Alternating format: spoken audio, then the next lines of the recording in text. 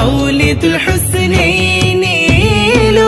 തിരുനൂറിൻ റിള നേടിടാനാണ് എന്റെ ദാഹം. മൗലിദുൽ ഹുസ്നൈനി നിത്യമോതുന്നെങ്കിൽ നേടാം മുത്തൊളി നൂറിന്റെ സ്നേഹം, നേടാം മുത്തൊളി നൂറിന്റെ സ്നേഹം.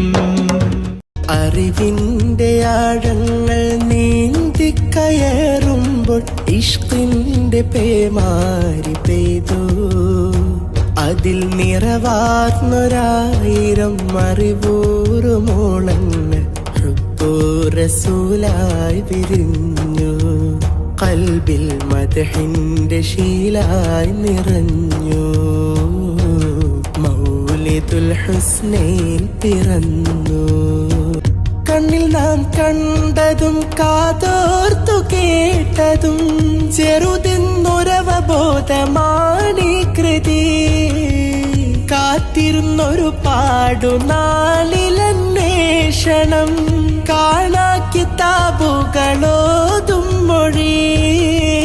ദ്രുതഗതിയായി ശ്രുതിവരവായി പ്രണയിനീ നബി കനവണവായി.